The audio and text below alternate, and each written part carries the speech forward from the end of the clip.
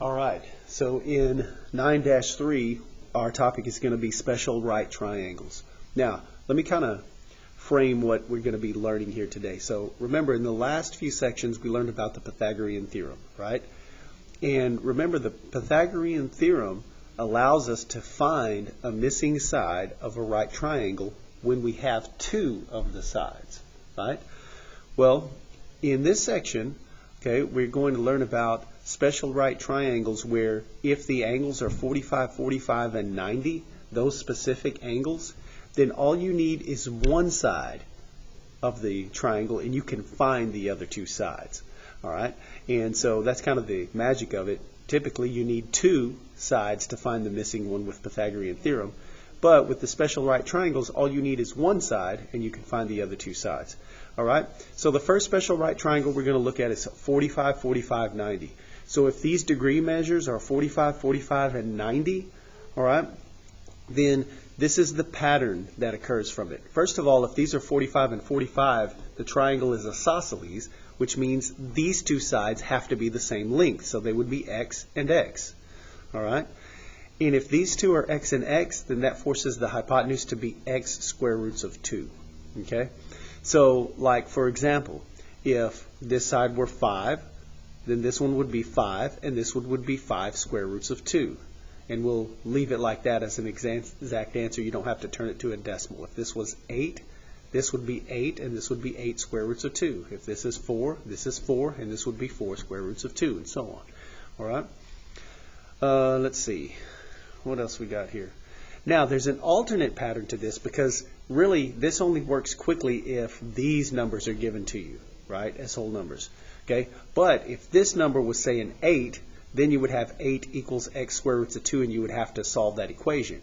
However, if you go through and multiply all of these sides times the square root of 2, then we come up with this pattern, x square root of 2, x square root of 2, and 2x, which means even if this side is given to me like as a 16, well then if 16 equals to 2x, then x equals to 8. So if this is 16, this would be 8 square roots of 2, 8 square roots of 2. So it eliminates the having to set up and solve an equation if you get two patterns, right?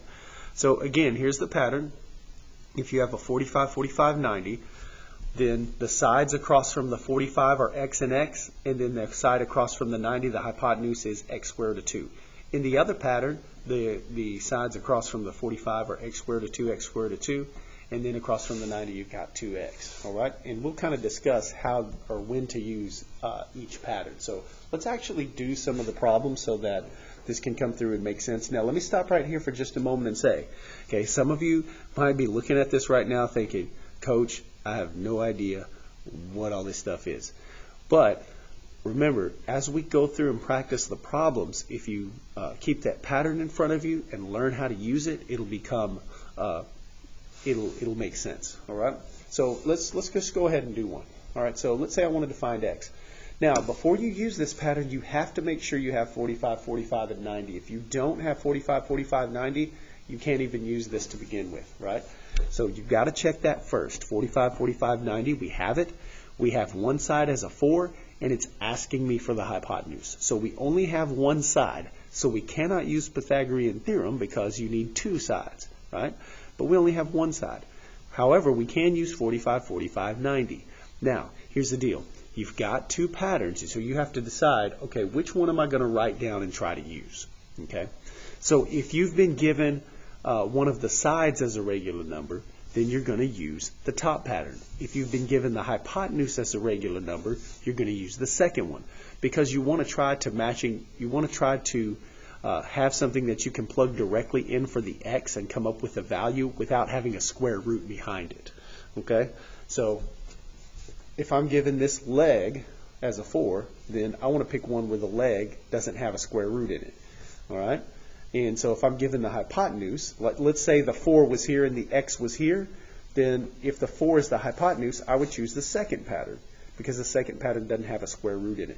So whatever the regular number is, you want to pick the pattern that doesn't match that regular number up with a square root number. Okay? So again, since we're given the leg, so basically if you're given the leg as the regular number, pick the top one. If you're given the hypotenuse, pick the second one. All right, so we're given the leg as a 4. We're going to pick the top one. So the first thing that I would do is write it down, write the pattern down, 45, 45, 90. And we say we're using the top one, x, x, x square root of 2. And remember what I've told you before, it is important to write the pattern down or write the equation down or write the formula down first because it kind of helps you keep everything straight as you plug it in. All right, so now what we're going to do is we're going to plug 4 into the right place. Well, remember the 4 is across from the 45. So the 4 should go in this blank. So that means my x is equal to 4.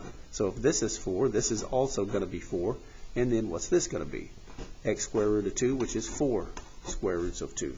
So now once you've filled that in, once you've got that value of x and filled that in, you have here the length of all 3 sides. So all 3 sides of this triangle would be 4, 4, and 4 square roots of 2. You just have to ask yourself now, all right, what did they ask me for? They asked me for the hypotenuse. The hypotenuse is across from 90. Then the answer is x equals 4 square roots of 2. There is your answer. All right? So once you plug this number in and fill out the pattern, you have all 3 sides, 4, 4, and 4 square roots of 2. Well, which one's the answer? The one that's here, 4 square roots of 2. X equals 4 square roots of 2. All right? So remember, once you get all 3 of the columns filled out, you've got the answer. Okay? You just got to figure out which one is the answer. All right? Now, here's another thing that kind of makes this confusing, is you've got 2 different x's in here. So you've got the x's from the pattern, the x's from the formula, but then you might have a separate x in the problem that's asking you to find x. So just remember that this x and this x is not the same thing. All right? This is the x of the problem. This is the x of the formula, right? Okay, of the pattern. So just make sure that you understand that those are 2 completely different x's, and that can get confusing. All right? So the x in the formula is 4, but the x in the problem equals 4 square roots of 2. All right? So I know it's kind of, you shouldn't be using like the same value in the same problem, the same letter in the same problem to represent 2 different things, but this is the general formula, and this is the x of the problem. So this is really not an x in the problem, so it's okay. But it's confusing because this x stands for something different than this x does. All right? Let's try another one. All right, so what's the regular number that I have? I have 15. First of all, do I have 45, 45, 90? Yes, I do. All right, and now I have 15 as one of the legs across from the 45. So again, if I'm given one of the legs, I'm going to use the top pattern once again. So it's going to be 45, 45, 90. And so again, the first pattern is x, x, and x square roots of 2. All right. And so when I go to plug this in, where does the 15 go? Well, the 15 is across from the 45, so the 15 will go here. So what's my x equal to? 15. So if this side's 15, what's this one? 15. And what's the hypotenuse? Well, in place of x, we're putting 15. So that'd be 15 square roots of 2. All right. Now, remember, once you get this plugged in and filled out, you have all 3 sides, right? You just got to figure out which one is the answer, 15, 15, or 15 square roots of 2. Well, I'm looking for the hypotenuse, so the answer is x equals 15 square roots of 2. All right, there is your answer. So like I say, if you're given the leg, choose the top pattern to write down. If you're given the hypotenuse as a regular number, pick the second pattern to write down, and then go and fill them in. All right, so we're going to practice some more of these till we kind of get the hang of it. So this time, it's a little bit different. This time, the regular number that they've given me is 20. All right, so 20 is what they have given to me this time. All right, so since that's the case, then I need to use the second pattern, which is going to be 45, 45, 90. All right, and the second pattern is x square root of 2, x square root of 2, 2x. Okay. So 20 is the hypotenuse. So what column does it go in? It goes in the 90 column. The hypotenuse is across from the 90. So I'm going to put a 20 right here. So now here's the thing. If 2x equals to 20, what is x equal to? X is equal to 10. 10 times 2 makes 20. So if x is equal to 10, then I need to replace 10 with these two in this column, with x. So instead of x square root of 2, I'm going to write 10 square root of 2, 10 square root of 2. So basically, when you're given the hypotenuse in a 45, 45, 90, whatever this number is, cut it in half and put it in for x. So now remember, once you've got this filled out, you have all three sides to the triangle. You just got to figure out which one of these is the answer. Remember, this is x 10 square root of 2, 10 square root of 2, and 20. So what's the x equal to? 10 square root of 2. All right.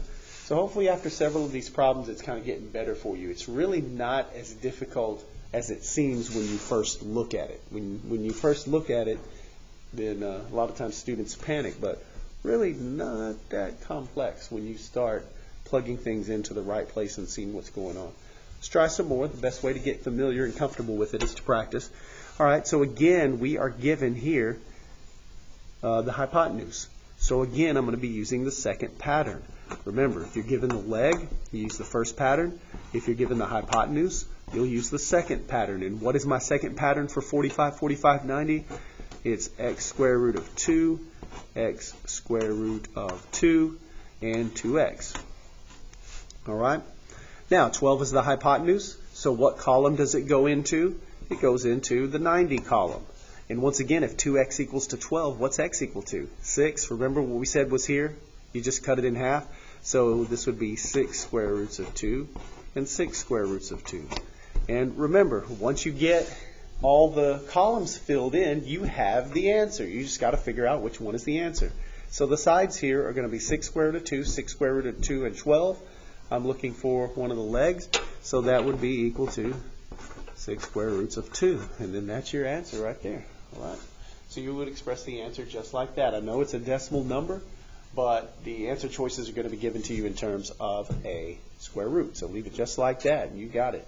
Now, here's one way that it can be a little bit different. So let's see what we've got here. So I have 8 square roots of 2. That's regular number, so you don't want to do the pattern off of the x. You want to do it off the regular number. All right. So this is an 8 square root of 2. And so since I'm given the hypotenuse, right? Okay. Typically, since I'm given the hypotenuse, I would pick the second pattern, right? The second pattern.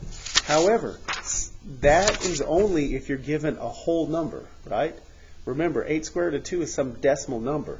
Now, since this is a square root of 2, then, and this is a square root of 2, we're actually going to pick the first pattern on this particular one because it's going to work out nicely, and you'll see why.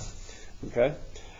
So it's going to be 45, 45, 90.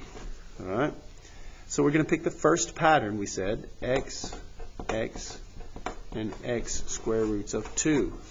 And like I said, typically when you're given the hypotenuse, you're going to pick the second pattern.